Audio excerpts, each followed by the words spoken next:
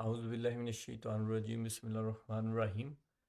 آج ہم سورہ شورا کریں گے قرآن پاک سے۔ 42 نمبر یہ سورہ ہے، اور جو ہم نے لاسٹ ویڈیو میں سورہ کی تھی اس سے ایک سورہ چھوڑ کے اس سے اگلی سورہ ہے۔ لاسٹ ٹائم ہم نے 40 کی اور یہ 42 نمبر سورہ ہے۔ اور شورا یہ مکی سورہ ہے، اور اس کا مطلب شورا کا مطلب ہوتا ہے مشورہ کرنا۔ مشورہ کرنا، یہی ایک سورہ ہے جس میں آپ سمجھیں جمہوریت کو سپورٹ کی، یا اللہ پاک نے فرمایا نیک لوگوں کی جو ہے وہ نشانیاں بتاتے ہوئے اسی سورہ میں آگے جا کے 30 32 شاید نمبر کچھ آیت ہے، اس میں فرمایا کہ امرہم شورا بینہم، کہ وہ آپس میں مشورہ کرتے ہیں۔ جن نیک لوگ ہوں اور ان کو اقتدار دیا جائے تو وہ اپنے آپس میں مشورہ کرتے ہیں، تو اس سے جمہوریت کا بھی نکالا جاتا ہے۔ بہرحال کافی امپورٹنٹ آیت ہے قرآن پاک کی یہ۔ اچھا، پہلی دو آیات تو بالکل ان کو جو حروف مقطعات کہتے ہیں تو وہ ان کی ہی ہیں، حامیم عین سین کاف۔ آیت نمبر 3، اللہ تعالیٰ جو زبردست ہے اور حکمت والا ہے، اسی طرح تیری طرف اور تجھ سے اگلوں کی طرف وہی بھیجتا ہے۔ وہی بات جو میں پہلے بتاتا ہوں، سورہ کی پہلی آیات یا شروع جو ہوتی ہے وہ اللہ پاک کی تعریف سے، یا قرآن پاک کے بارے میں، یا نبی پاک صلی اللہ علیہ وسلم کے بارے میں موسٹلی یہی ہوتی ہیں، تو وہی بالکل آپ پیٹرن دیکھ سکتے ہیں۔ آیت نمبر 4، آسمانوں کی چیزیں اور جو کچھ زمین میں ہے سب اسی کا ہے، وہ برتر ہے اور عظیم الشان ہے۔ تو دیکھیں، اللہ خالق تو ہے ہی ہے، لیکن مالک بھی وہی ہے۔ وہ یہ نظام کو چلا بھی رہا ہے، اون بھی وہی کرتا ہے، چلا بھی وہی رہا ہے۔ آیت نمبر 5، قریب ہے آسمان اوپر سے پھٹ پڑیں اور تمام فرشتے اپنے رب کی پاکی تعریف کے ساتھ بیان کر رہے ہیں، اور زمین والوں کے لیے استغفار کر رہے ہیں۔ خوب سمجھ رکھو کہ اللہ تعالیٰ ہی معاف فرمانے والا، رحمت والا ہے۔ یہ آسمان پھٹنے کا ظاہری بات ہے قیامت کی ہی بات ہو رہی ہے، لیکن آگے ایک دو آیت چھوڑ کے پراپرلی ٹاپک سٹارٹ کیا جائے گا، اسی کی بیس ہے۔ آیت نمبر 6، اور جن لوگوں نے اس کے سوا دوسروں کو کارساز بنا لیا ہے، اللہ تعالیٰ ان پر نگران ہے اور آپ ان کے ذمہ دار نہیں ہیں۔ پھر اگین سبحان اللہ، کیا آیت ہے، اور کتنی امپورٹنٹ آیت ہے توحید کے لحاظ سے، اور خاص کر کے جو قرآن پاک کا مین ٹاپک ہے وہ یہی میں بار بار دہراتا ہوں کہ مین ٹاپک کیا ہے، کہ اللہ ایک ہے، اللہ ہے ایک۔ آپ ہمارا انسانوں کا کوئی خالق ہے، مالک ہے، اور وہ اکیلا ہی ہے۔ اس کے توحید پہ قائم رہنا ہے اور شرک کے قریب بھی نہیں جانا، اور اس کے سامنے ایک دن پیش ہو کے جواب دینا ہے ہر چیز کا جو یہاں کرتے رہے ہیں۔ تو ایگزیکٹلی اس میں بھی دیکھیں، اور جن لوگوں نے اس کے سوا دوسروں کو کارساز بنا لیا ہے۔ اب یہ دیکھیں، توحید کو سمجھنے کی جو ضرورت ہے نا، وہ بڑی ضروری، وہ بہت امپورٹنٹ چیز ہے۔ اس کا مطلب یہ نہیں ہے کہ آپ سجدے کرتے ہو یا عبادت کرتے ہو تو وہ توحید ہے۔ میں نے پہلے بھی بتایا، اور سوری میں اس ویڈیو میں کہہ گیا تھا کہ آیت ہے کہ دعا بھی عبادت ہے، نہیں، وہ میں غلط فہمی میں وہ اس کو آیت کہہ گیا تھا۔ وہ نبی پاک صلی اللہ علیہ وسلم کی صحیح حدیث ہے جس میں نبی پاک صلی اللہ علیہ وسلم نے فرمایا کہ دعا جو ہے وہ عبادت ہی ہے، دعا جو ہے وہ عبادت ہے۔ تو وہ بھی ہے، اور اس کے علاوہ یہ دیکھیں، اور جن لوگوں نے اس کے سوا دوسروں کو کارساز بنا لیا، یہاں تو کلیئر ہو گیا نا کہ جنہوں نے کارساز بنا لیا، اولیاء بنا لیا۔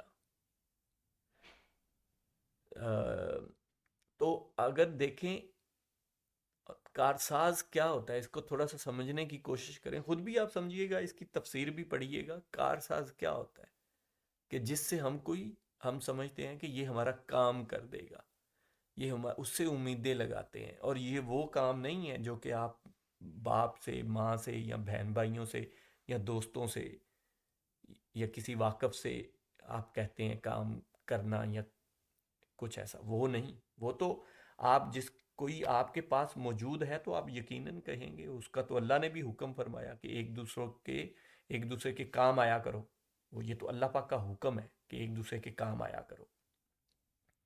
یہ بات ہو رہی ہے کہ جب ہم یہ ایسا اپنا ایمان رکھیں کہ کوئی غائبانہ کہیں اور موجود ہو کے بھی ہمارا ہی کچھ مدد کر سکتا ہے، یا ہماری بات سن سکتا ہے، ہماری دعا سن سکتا ہے، یا ہماری دلوں کی راز جانتا ہے، یا دلوں کی باتیں جانتا ہے، وہ ہمارے مرشد صاحب ہیں یا کوئی پیر صاحب ہیں، تو وہ جانتے ہیں اور وہ کر دیں گے، اور میں انہیں کہوں گا تو میرا کام ہو جائے گا۔ وہ ہوتا ہے کارساز بنانا۔ ایسا ہم کسی ماں باپ کو یا بہن بھائیوں کو یا دوستوں یاروں کو ایسا نہیں بناتے۔ ہاں، ہم ان کو یہ کہتے ہیں کہ جی یہ میرا میرے ماں باپ میرے دل کا حال جانتے ہیں، تو وہ ظاہری بات ہے، انہوں نے پیدا کیا اور ساری عمر کا، تو وہ جانتے ہیں کہ اس کے اب ان کا دھیان ہوتا ہے اپنی اولاد کی طرف، تو وہ، لیکن ہم ان کا یہ بھی نہیں کہتے کہ وہی کر سکتے ہیں۔ اگر ہر ایک کے ماں باپ کرنے لگ پڑے تو پھر تو دنیا میں کوئی بھی نہ، کیونکہ ماں باپ تو چاہیں گے اپنے بچوں کا ہو ہی ہو، صحیح ہو سب کچھ، تو ایسا نہیں ہم مانتے۔ لیکن کسی اور کے ساتھ ایسی امیدیں لگانا وہی شرک ہے۔ شرک کیا ہوتا ہے؟ شریک کرنا۔ اللہ کی جو صفات ہیں اس میں سے کسی کو اور کو شریک کرنا، یہی شرک ہے۔ اس پہ خود غور و فکر کیجئے گا، آپ کو اس میں اللہ تعالیٰ ان پر نگران ہے، کہ وہ جو کر رہے ہیں وہ دیکھ رہا ہے، نگران ہے، اور آپ ان کے ذمہ دار نہیں ہیں۔ یہ نبی پاک صلی اللہ علیہ وسلم کو کہا جا رہا ہے کہ آپ کرنے دو انہیں جو کر رہے ہیں، میں خود دیکھ رہا ہوں۔ آیت نمبر 7، اس طرح ہم نے آپ کی طرف عربی قرآن کی وحی کی ہے تاکہ آپ مکہ والوں کو اور اس کے آس پاس کے لوگوں کو خبردار کر دیں۔ سبحان اللہ، کیا بات! اس پہ بھی ڈیٹیل سے بات کرتے ہیں۔ اور جمع ہونے کے دن سے جس کے آنے میں کوئی شک نہیں، ڈرا دیں۔ ایک گروہ جنت میں ہوگا اور ایک گروہ جہنم میں ہوگا۔ تو سبحان اللہ، کیا ہی بات ہے اس پہلے پارٹ کی، اس آیت کے۔ اور اس طرح ہم نے آپ کی طرف عربی قرآن کی وحی کی ہے تاکہ آپ مکہ والوں کو اور اس کے آس پاس کے لوگوں کو خبردار کر دیں۔ تو لوگ یہ اعتراض ابھی اس ماڈرن ایج میں بہت سارے لوگ، ایون ہم مسلمانوں میں سے بھی کئی لوگ یہ کویسچن کرتے ہیں، وہ اعتراض نہیں کرتے، لیکن غیر مسلم تو وہ کرتے ہیں کہ یہ کیا بات ہوئی جی، عربی میں قرآن ہے تو یہ وہ ادھر ادھر۔ تو عربی میں قرآن اسی لیے ہے کہ نبی پاک صلی اللہ علیہ وسلم جو ڈائریکٹ جن پہ رسول بن کے آئے، جس امت کے لیے ان کی زبان عربی تھی، یہ بات سمجھنے کی ضرورت ہے، اور یہاں قرآن میں اس کا جواب دیا جا رہا ہے کہ اس لیے عربی میں ہے کیونکہ آپ اس قوم جو مکہ اور اس کے ارد گرد والے لوگ رہتے ہیں، آپ ان پہ ڈائریکٹ رسول بنا کے بھیجے گئے ہیں۔ ڈائریکٹ ان پہ آپ نے اللہ کا فیصلہ نازل کرنا ہے، ان لوگوں پہ اتمام حجت کرنی ہے، ان لوگوں پہ پیغام ہر لحاظ سے پہنچانا ہے، اور وہ کیونکہ زبان عربی بولتے تھے اس لیے یہ عربی میں ہے۔ اس کے بعد ہم لوگ جو ہیں وہ نبی پاک صلی اللہ علیہ وسلم کے ڈائریکٹ مخاطبین ہیں، ہم انڈائریکٹ، کیونکہ پھر اللہ پاک نے اسی کو ہمیشہ کے لیے قرآن پاک کو ہی اور اسی دین کو، جو اس دین کو ریوائیو کیا نبی پاک صلی اللہ علیہ وسلم، یہ دین وہی پرانا دین ہے۔ یہ اس سے اگلی انشاءاللہ ہم آیت پڑھیں گے۔ لوگوں کو یہ بات بھی نہیں سمجھ آتی، تو اگر قرآن پڑھیں، اس پہ غور و فکر کریں، خود دیکھیں، تو بڑی چیزیں سمجھ آئیں گی، بڑی چیزیں کلیئر ہوں گی۔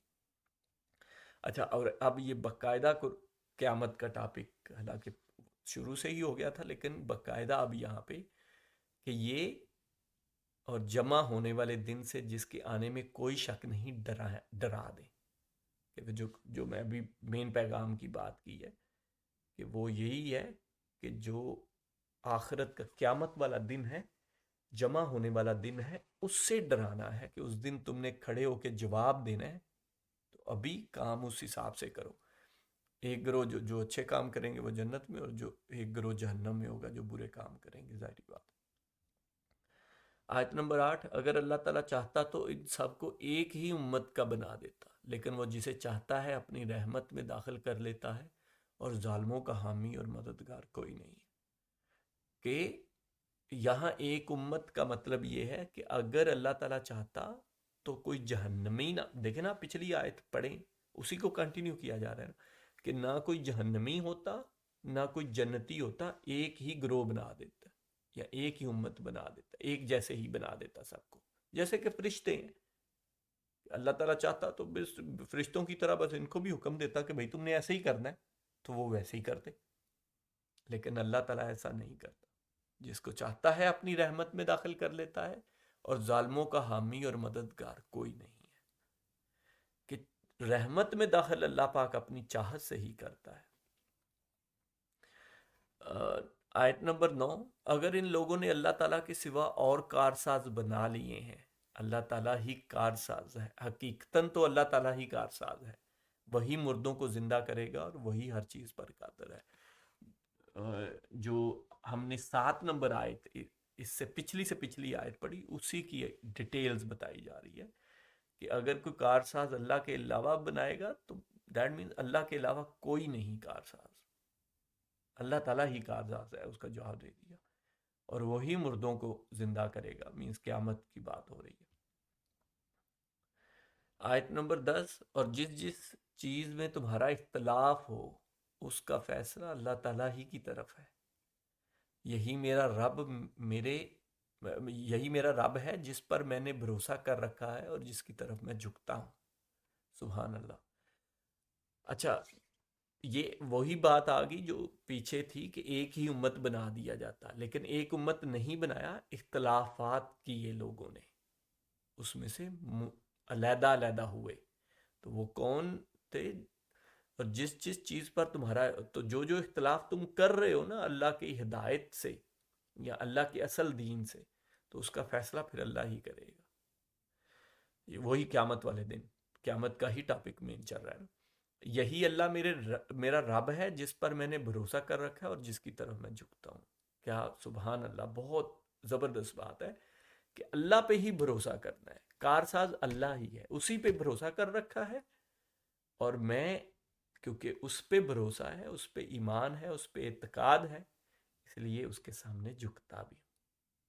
یہ نماز اصل میں کیا ہے؟ جھکنا کیا ہے؟ نماز ہی ہے نا۔ اور ویسے بھی اپنے دل کا جھکاؤ یا اس سے ڈر کے رہنا وہ بھی ہے، لیکن نماز اس کی ایک فزیکل فارم بھی ہے جو آپ 5 ٹائم، اسی لیے کہا ہوا ہے کہ یہ اللہ پہ میں بھروسہ رکھتا ہوں، اللہ کے سامنے پیش ہو رہا ہوں 5 ٹائم میں، ایسے کہ قیامت کے دن اس کے سامنے پیش ہونا ہے نا، 5 ٹائم اس کی یاد دہانی کر رہا ہوں کہ میں تیرے سامنے پیش ہو رہا ہوں، جھک رہا ہوں تمہارے سامنے۔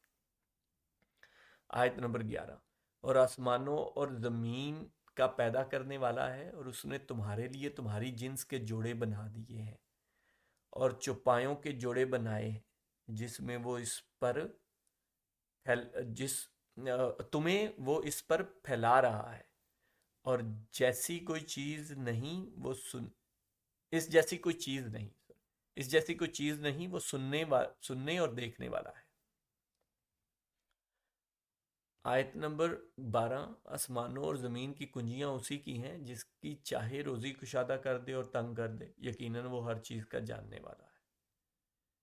یہ کیونکہ خود ہی سیلف ایکسپلینیٹری آیات ہیں، خود ہی کوئی اتنی وہ بات نہیں ہے، تو اس لیے میں آگے نکل رہا ہوں۔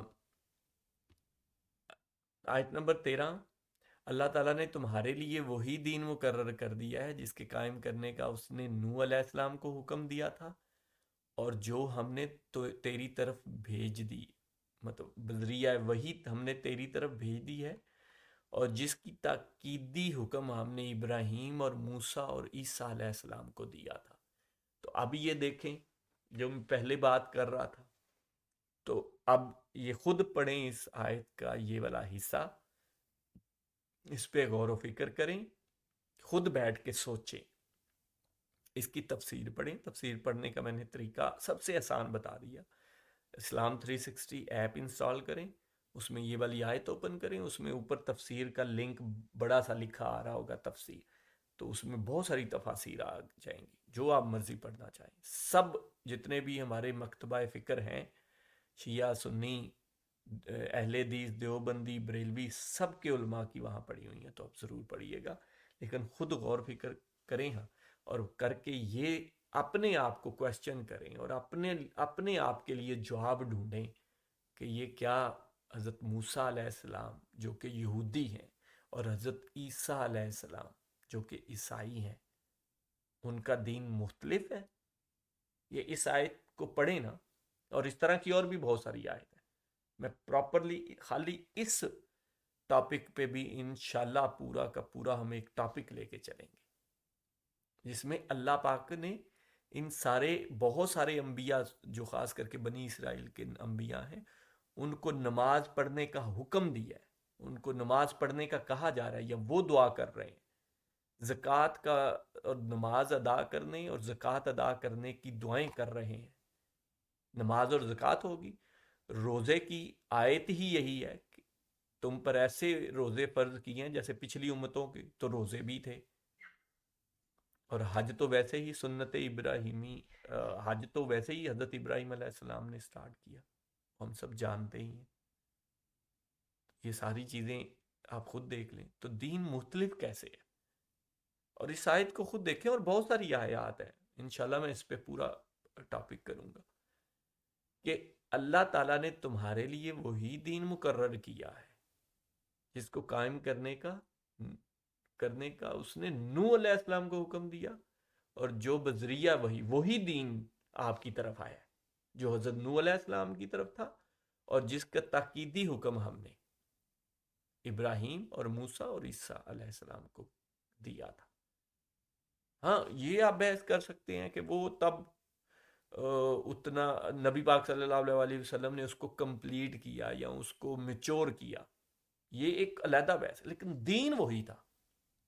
کیونکہ اللہ پاک قرآن پاک میں دوسری جگہ کہتا ہے نا کہ ان الدین عند اللہ الاسلام, کہ اللہ کے نزدیک دین تو صرف اسلام ہی ہے. ہاں انہوں نے اپنے نام علیحدہ کر لیے اپنے اس کی مناسبت کے حساب سے, پر دین کو کیسے ہم یہ کر سکتے ہیں کہ ان کا دین, عیسائیوں کا دین مختلف ہے. انہوں نے اس کو خراب کر دیا, غلط کر دیا, کرپٹ کر دیا, اس میں انہوں نے ساری چینجز کر دی. ان کے پاس اصل کتاب بھی نہیں ہے, یہودیوں کے پاس بھی اصل کتاب نہیں ہے, ان میں انہوں نے ان کے احکامات چینج کر دیے, خود لکھ لیے. یہ بات علیحدہ ہے, یہ بات بالکل ٹھیک ہے. ہم ان کو مسلمان نہیں کہیں گے, نہ ہی کہہ سکتے ہیں, کبھی بھی نہیں کہیں. مسلمان ہم ہی ہیں اب اور اس دور کے, اور نبی پاک صلی اللہ علیہ وسلم کے آنے کے بعد مسلمان وہی ہے جو نبی پاک صلی اللہ علیہ وسلم پہ ایمان لائے گا, ورنہ وہ نہیں ہے مسلمان. لیکن ان کا بھی اصل جو دین جب وہ اپنی صحیح فہم میں تھا تو وہ یہی تھا. یعنی ایک لمبی بحث ہے, اس پہ پورا ٹاپک انشاءاللہ کریں گے.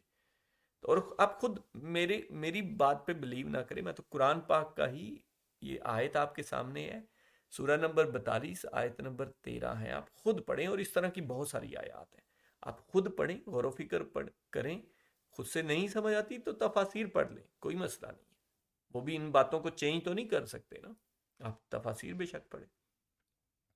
اچھا, کہ اس دین کو قائم رکھنا اور اس میں پھوٹ نہ ڈالنا, جس چیز کی طرف آپ انہیں بلا رہے ہیں, وہ تو مشرکین پر گراں گزرتی ہے. تو اصل میں دین تو یہی ہے. یہاں اہل کتاب کا نہیں کہا, مشرکین پر گراں, کیونکہ مشرکین جو شرک کرتے ہیں وہ اس میں پھوٹ ڈالتے ہیں, وہ اس دین سے علیحدہ ہو کے چلتے ہیں, وہ اس دین کو وائلیٹ کر کے اپنے حساب سے چلتے ہیں. اللہ تعالیٰ جسے چاہتا ہے اپنا برگزیدہ بناتا ہے, اور جو بھی اس کی طرف رجوع کرے وہ اس کی صحیح رونمائی کرتا ہے. اب یہ ہے وہ بات جو پیچھے حکم آیا نا کہ اللہ جسے چاہتا ہے رحمت میں داخل کرتا ہے یا سیدھا رستہ دکھاتا ہے. یہ بار آتی ہے نا, بار بار آت, تو اس کا مطلب یہ ہے کہ اللہ تعالیٰ جسے چاہتا ہے اپنا برگزیدہ بناتا ہے، اور جو بھی اس کی طرف، اس کی شرط پہلے یہ ہے کہ آپ کو خود پہلے فیصلہ کر کے اللہ کی طرف چلنا ہے، اس کے بعد پھر اللہ تعالیٰ رہنمائی بھی فرماتا ہے، اور اس کو، جس کو چاہتا ہے پھر وہ ہدایت کی طرف لے کے جاتا ہے۔ لیکن فیصلہ آپ نہیں کرنا ہے، اسی فیصلے کا تو امتحان ہے، اسی فیصلے کا اور اسی کوشش کا ہی تو امتحان ہے، ورنہ پھر ہمارا امتحان کیا؟ ورنہ پھر ہم سے کیوں اللہ نے پوچھنا ہے؟ جب اگر تو اللہ ہی صرف، اللہ نے ہی کوئی ہمیں جو ہمارے اندر کوئی فیڈ کر کے بھیجا ہے کہ ہم نے اللہ کی مرضی سے ہی برائی کرنی ہے اور اللہ کی مرضی سے ہی اچھائی کرنی ہے، تو پھر ہمیں کیوں پوچھنا ہے؟ ہمیں تو اصل میں اس کوشش اور اس فیصلے کا ہی پوچھنا ہے، باقی تو اللہ اس کو فائنل، اس کا رزلٹ اللہ نہیں نکالنا ہے، ہمیں بس اس کی طرف جو جانے کی کوشش ہے اور فیصلہ کرنا ہے نا کہ میں نے نیک اعمال کرنے ہیں، اور اس کے لیے نیک اعمال کرنے کے لیے کوشش بھی کرنی ہے، اور پریکٹیکلی کرنی ہے۔ آگے وہ ہوتے ہیں یا نہیں ہوتے، یا آپ کتنا کامیاب ہوتے ہو یا نہیں ہوتے ہو، وہ اس کا آپ کو اس کی نہیں ہونی، پوچھ اس کی ہونی ہے کہ آپ نے فیصلہ کیا اور کوشش کی، اسی کی پوچھ ہونی ہے۔ اچھا، آیت نمبر 14، ان لوگوں نے اپنے پاس علم آ جانے کے بعد ہی اختلاف کیا باہمی ضد بحث سے، اور اگر آپ کے رب کی بات ایک وقت مقرر تک کے لیے پہلے ہی قرار پا گئی ہوئی نہ ہوتی تو یقیناً ان کا فیصلہ ہو چکا ہوتا، اور جن لوگوں کو ان کے بعد کتاب دی گئی ہے وہ بھی اس کی طرف سے الجھن والے شک میں پڑے ہوئے ہیں۔ تو اختلاف جو ہے وہ آپس میں ضد اور اس کے بھی کیا، اور قیامت کا ٹائم جو مقرر اللہ پاک کہہ رہا ہے مقرر نہ ہوتا تو پھر ابھی ان کے ساتھ کچھ نہ کچھ کر دیا جاتا۔ آیت نمبر 15، پس آپ لوگوں کو اسی طرح بلاتے رہیں، اور جو کچھ آپ سے کہا گیا ہے اس پر مضبوطی سے جم جائیں اور ان کی خواہشوں پر نہ چلیں، اور کہہ دیں کہ اللہ تعالیٰ نے جتنی کتابیں نازل فرمائی ہیں میرا ان پر ایمان ہے، اور مجھے حکم دیا گیا ہے کہ تم میں انصاف کرتا رہو، ہمارا اور تم سب کا پروردگار اللہ ہی ہے، ہمارے اعمال ہمارے لیے ہیں اور تمہارے اعمال تمہارے لیے ہیں، ہم تم میں کوئی کٹ حجتی نہیں، اللہ تعالیٰ ہم کو جمع کرے گا اور اسی کی طرف لوٹنا ہے۔ اگین وہ اینڈ پہ قیامت کا ٹاپک، اسی کی طرف جمع ہونا ہے، یہ مین بات ہے، اس کو یاد رکھیں، بار بار اس کو یاد دہانی کرائی جاتی ہے کہ جمع اور لوٹنا اللہ کی طرف ہی ہے، تو جواب وہاں دینا ہے۔ آیت نمبر 16، اور جو لوگ اللہ تعالیٰ کی باتوں میں جھگڑا کر ڈالتے ہیں اس کے بعد کہ اسے مان چکے، ان کی کٹ حجتی اللہ کے نزدیک باطل ہے، اور ان پر غضب ہے اور ان کے لیے سخت عذاب ہے۔ آیت نمبر 17، اللہ تعالیٰ نے حق کے ساتھ کتاب نازل فرمائی ہے اور ترازو بھی، اور آپ کو کیا خبر شاید قیامت قریب ہی ہو۔ تو یہاں اللہ پاک نے جو کتاب نازل فرمائی ہے اسی کو ہی ترازو قرار رہی ہے، بڑی امپورٹنٹ آیت ہے، اسی کو میزان بھی قرار دیا جا رہا ہے کہ یہ اصل میں یہ کتاب فیصلہ کرے گی، آپ اور میں فیصلہ نہیں کریں گے کہ کیا حق ہے اور کیا ہدایت ہے۔ اللہ پاک جو کہتا ہے کہ ہدایت کے رستے پہ چلو، تو اس کا مطلب کیا ہوتا ہے؟ مطلب میری مرضی کا کوئی رستہ ہے، یا کسی عالم کی مرضی کا کوئی رستہ ہے، یا کسی پیر صاحب کی کوئی مرضی کا رستہ ہے، یا کسی بھی اور کی کوئی مرضی کا رستہ ہے، یا میں نے یہ فیصلہ کرنا ہے کہ کون سا رستہ ہدایت کا ہے؟ نہیں، یہ فیصلہ اللہ پاک کر چکا ہے، اور وہ فیصلہ کر کے ہی ہمیں اس کتاب میں یہ دین دیا ہے۔ تو یہ کتاب اصل میں میزان ہے، ترازو ہے۔ اگر آپ نے اس کتاب میں سے دیکھا کہ آپ کو کوئی الجھن ہے کہ میں یہ پتہ نہیں سیدھا صحیح کام کر رہا ہوں، ہدایت کے رستے پر ہوں یا نہیں ہوں، تو وہ آپ نے اس کتاب کی روشنی سے ہی فیصلہ کرنا ہے، اور آپ نے کرنا ہے۔ تو وہ اس کے لیے آپ نے کتاب پڑھی ہوگی، اس کو سمجھا ہوگا، اس کو اپنی زبان میں پڑھا ہوگا، اس پہ غور و فکر کیا ہوگا، تو پتا ہوگا نا کہ وہ آپ کو پھر فوراً یاد آئے گا، اللہ پاک نے قرآن پاک میں تو ایسا کہا ہے، تو مجھے ایسا کرنا چاہیے۔ تو یہ ہوتا ہے نا ترازو، یہ میزان ہوتا ہے نا کہ آپ نے اپنی کسی بھی کام کو، کسی بات کو، کسی سوچ کو تولا کس ترازو میں؟ قرآن پاک کی، قرآن پاک میں جو اللہ پاک اس کو میزان اور ترازو یہاں اس آیت میں کہہ رہا ہے. اور یہ میں کہہ رہا اللہ کے لیے اس لیے یوز کرتا ہوں. کئی لوگ کہتے ہیں کہ کہہ رہے ہیں کہنا چاہیے. کہہ رہا توحید کو، واحد کو ہماری زبان میں ایک کو کہہ رہا کہتے ہیں، اور کہہ رہے عزت کے لیے بھی کہتے ہیں لیکن جمع کے لیے بھی تو کہتے ہیں. تو کوئی سنے تو یہ نہ سمجھے کہ پتہ نہیں شاید زیادہ ہے، اللہ تو کہہ رہے ہیں اس طرح. تو اس لیے میں پریفر کرتا ہوں، علماء بھی اس بات پہ یہی کہتے ہیں کہ آپ دونوں کام کر سکتے ہیں. اس میں کوئی ناؤز باللہ وہ اس طرح نہیں ہے کہ ہم اپنی زبان میں جو کسی کو بھی کہہ دیتے ہیں کہہ رہا تو کہہ رہا، ایسا نہیں ہے. کیونکہ میں توحید کو پریفر کرتا ہوں اس لیے میں کہہ رہا پریفر کرتا ہوں. سم ٹائم کہہ رہے بھی کہہ دیتا ہوں.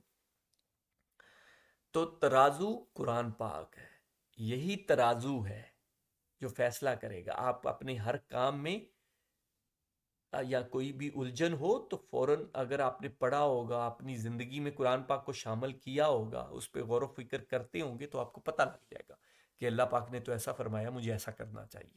ترازو بنا کے ہر وقت اپنے پاس قرآن پاک کو رکھیں. آیت نمبر